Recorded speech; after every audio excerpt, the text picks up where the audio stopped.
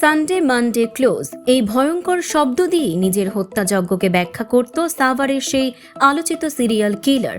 পুলিশের জিজ্ঞাসাবাদে এমনই লোমহর্ষক তথ্য উঠে এসেছে।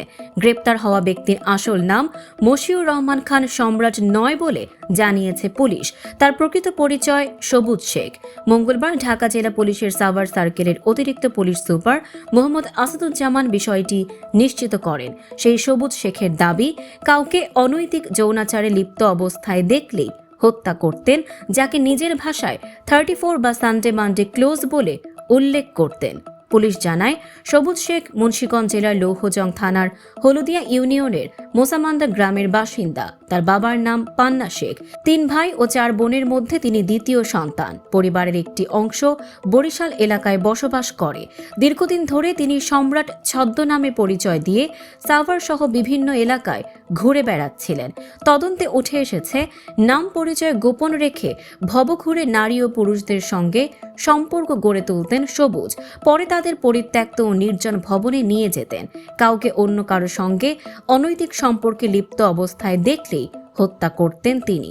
নিজের ভাষায় এই হত্যাকে তিনি 34 কিংবা সানডে মানডে ক্লোজ বলে উল্লেখ করতেন। সবশেষ ঘটনায় তানিয়া ওরফে সোনিয়া নামে এক ভবঘুরে তরুণীকে সাভার পৌর কমিউনিটি সেন্টারের পরিত্যক্ত ভবনে এনে রাখেন তিনি। সেখানে ওই তরুণীর সঙ্গে আরেক ভবঘুরে যুবক অনৈতিক সম্পর্কে জড়ালে প্রথমে যুবককে দোতলায় নিয়ে হত্যা করেন। এরপর তরুণীকেও হত্যা করে 2 মরদেহ একসঙ্গে পুড়িয়ে দেন। রোববার বিকেলে সাভার থানার সামনে থেকে সবুজকে আটক করে পুলিশ। পরে কমিউনিটি সেন্টারের ভেতর থেকে এক কিশোরী সহ 2 জনের পোড়া মরদেহ উদ্ধারের ঘটনায় তাকে গ্রেপ্তার দেখানো হয়। জিজ্ঞাসাবাদে তিনি 6টি হত্যাকাণ্ডে জড়িত থাকার কথা স্বীকার করেছেন। পুলিশ জানিয়েছে, সবুজ পুরোপুরি পাগল নন, তবে অতিরিক্ত মাদক সেবনের কারণে মানসিক বিকারগ্রস্ত হয়ে পড়েছিলেন।